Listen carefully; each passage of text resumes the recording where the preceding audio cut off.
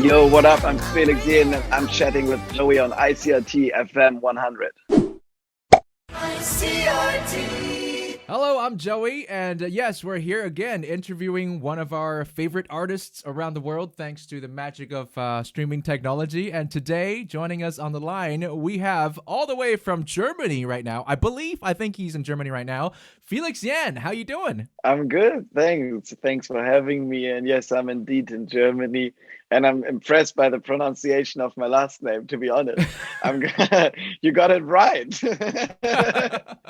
Nobody ever does. No, really? I mean, okay, I have an aunt who lives in Hamburg. Ah, okay, nice. Okay, you got a Germany connection. There you go, yeah.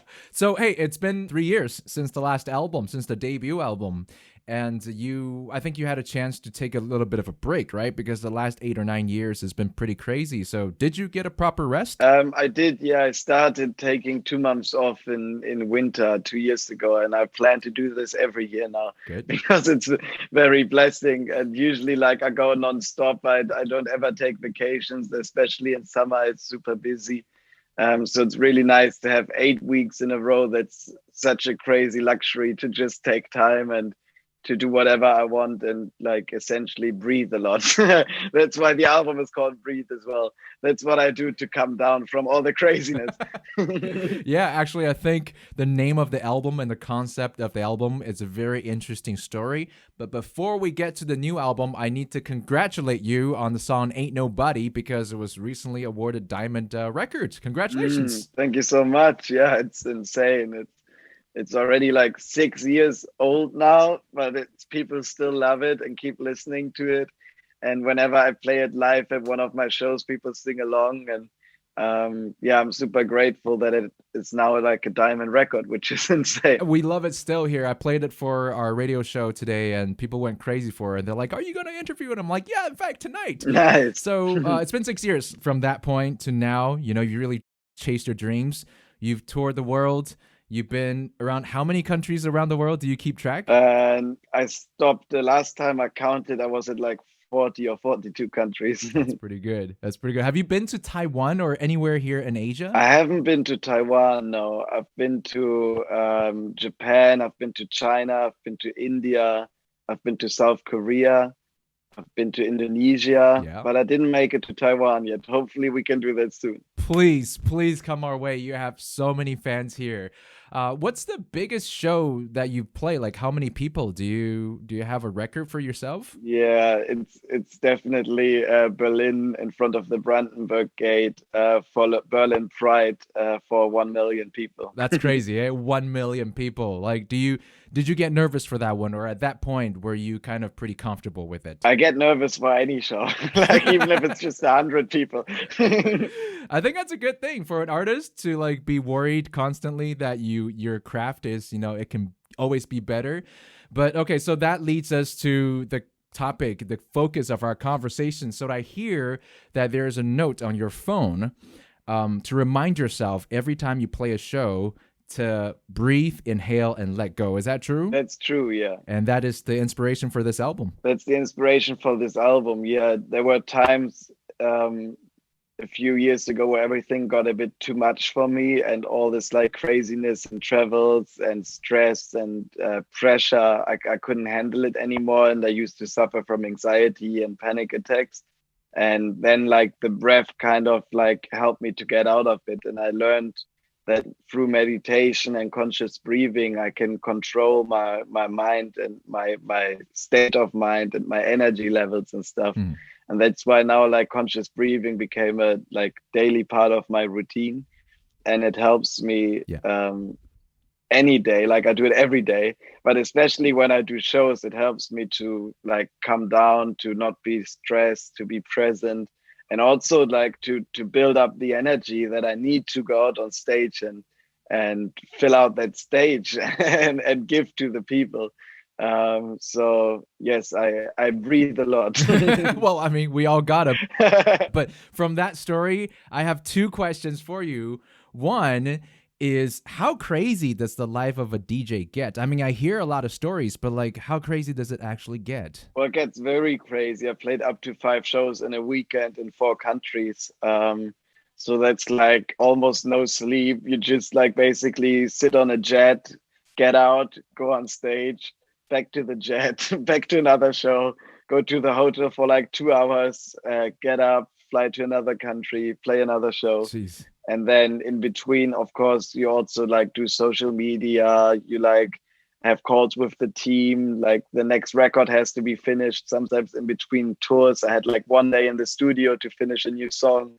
So yeah, it can get pretty intense and busy, but I've also learned to say no by now. So I'm trying to manage and control my life better. Those like intense days, also when I suffered, was more like in the beginning of my career, when I just like skyrocketed from like nothing to superstar. And I just wanted to do everything. And there was like, hey, do you want to play in India? I was like, yes, of course I do. Do you want to play in Australia? Yes, of course I do. And then like 2 months later, I look at my calendar. I'm like, who thought about this? That's not going to work. Yeah. Like, how do you make that flight and actually make it on time? Exactly. How do you actually make it on time to the show? And I do have to eat and sleep, right? Yeah.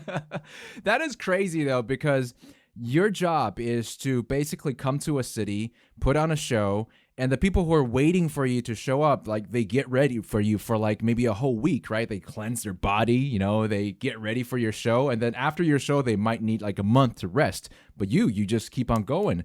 And yeah, I guess it's important to find your own center. So the next question is, of course, about finding your own center. Like you said, you have a routine, you meditate, but I also hear that you have made it a point to visit Buddhist monasteries. I've been once 2 years ago, but I definitely do want to go back again. I feel like I need it again. I'm starting to be at the point after this album phase where I'm like, I need a bit of quiet again. But luckily, I have a super quiet home in the countryside where you can literally hear nothing but birds, and my family lives close. And I could integrate my practice into my everyday life. So I just like do my private retreats at home. I just turn my phone off and I meditate and I drink a lot of tea and I just like do everything in slow motion. You know, I just go like very slowly through the house and like put on another cup of tea. So yes, I do need that every now and then. I love the fast life and the parties and music and culture and everything. But every now and then I just need to come back to myself and just be in like complete silence and just chill. I think we can really hear that in the new album Breathe, which starts with the title track Breathe, right? And then the second song is about closing your eyes and feeling the moment. And I think it relaxes you a bit. And I gotta say, I'm very happy to hear that you're making this kind of music. But when it comes to like when you visit your retreats, when you get into like a Zen mode, is there going to be a new body of work for that kind of state of mind as well? That's a good question. Yeah, I am like, of course, playing around with a lot of ideas that are like, I did some down tempo vibes and some more like hypnotic techno kind of ideas and stuff like that. Yep. So maybe there's something coming that's more inspired by that kind of phase. But I'm always like trying to come up with a new concept. I didn't find the one yet to integrate it with my sound and my brand and what people know me for. Uh-huh. I want to make like a Felix Jaehn version of that. Because otherwise I would just have to do a side project and be like, okay, this is another world. But I'm still trying to figure out how to make it work in my Felix Jaehn sound world. And I feel like this album is like a first step towards that, but it's more focused on the lyric side of things. And sound-wise, it's still like a Felix Jaehn sound. So now I need to figure out what I can do beyond that sound-wise. Maybe there will be a side project called FelixZen. FelixZen, that's actually quite cool. Before that comes around, we're going to listen to the second album, Breathe. You know, it's like my brain is constantly working. I'm always working on new projects. I already have like 3-4 singles for next year in the pipeline. I'm like, I'm doing a podcast now as well. It's in German because I'm doing it for my home country, this one. So unfortunately, you won't be able to understand it unless your aunt translates for you. but I'm doing so many things all the time. So when I'm thinking about dreams and visions for the future, what else could I do? It's really just like chill and explore the world differently and see what else there is. Good. And then who knows, I feel like if it would be just me in a backpack for a while, my brain will start working again automatically and I will come up with new concepts. When I was in the monastery for just 2 weeks, I started writing a book. I was like, I couldn't stop, I was like, okay, well then let me write a book. I never finished it, but maybe I'll do it when I'm backpacking. I am looking forward to this one. Okay, so first off, I'm going to look forward to that book. Secondly, I'm going to get my aunt to translate that podcast of yours. Looking forward to anything that could come from you. And today we have Felix Jaehn. Thank you so much for joining us here. Thank you for having me, and thanks for being amazing. I love your energy. You're so positive and cool. I love it.